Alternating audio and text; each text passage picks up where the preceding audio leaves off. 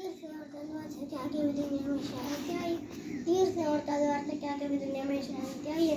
मगर बाबा साहब की कलम ने तो दुनिया में नई क्रांति लाई है। दुनिया में नई क्रांति लाई है। नमस्कार, माझे नाव संभव सुनील सकौटा. इयत्ता होते आज डॉक्टर बाबासाहेब आंबेडकरांची जयंती. त्यानिमित्ताने सर्वांना खूप खूप शुभेच्छा. डॉक्टर बाबासाहेब आंबेडकर यांचा जन्म 14 एप्रिल 1891 रोजी महू येथे झाला. त्यांचे संपूर्ण नाव भीमराव राजे आंबेडकर असे होते.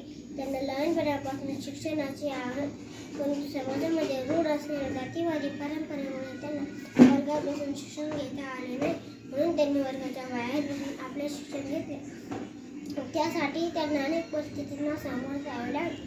त्यावेळेस समाजातील विविध परिस्थितीचा त्यांना अनुभव आला आणि मूलभूत शिक्षित लोकांनी असंख्य अडणी लोकांना वेठीस धरून आपले वर्चस्व निर्माण केले. ते मोडीत काढण्यासाठी शिक्षण हाच एक पर्याय आहे.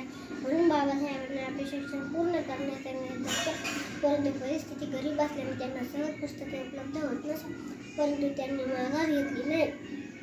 आपण ज्या समाजात जन्माला आलो त्या समाजात सर्वांना समान जगण्याचा अधिकार मिळावा यासाठी त्यांनी लढा उभारला. ते म्हणायचे, शिक्षण देवाघरचे दूध आहे, ते पिल्यानंतर माणूस गर्जना करणारच.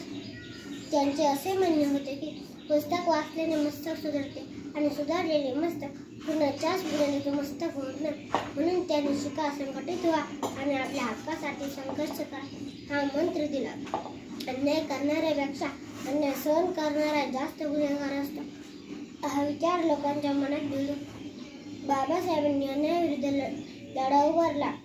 यांनी महाविद्यापीठात 1 नाही 2 नाही तर अशा असंख्य डिग्र्या प्राप्त केल्या आणि त्याचा उपयोग समाजातील कार्यासाठी केला. ते खरं तर बाबासाहेबांचे ज्ञान बघून त्यांना मोठमोठ्या देशातून मोठमोठ्या नोकरीचे ऑफर्स येऊ लागले. परंतु बाबासाहेबांच्या सर्व चुकांना लाटणारून याचा उपयोग समाजातील जातीवादी अस्थिरता नष्ट करण्यास केला.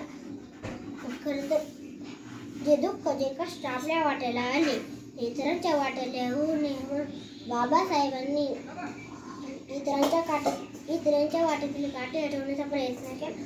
भारताला स्वातंत्र्य मिळाल्यानंतर जगातील सर्वात मोठे लिखित राज्यघटना लिहिण्याचे बाबासाहेबांनीच केले. म्हणून त्यांना भारतीय राज्यघटनेचे शिल्पकार असे म्हटले जाते.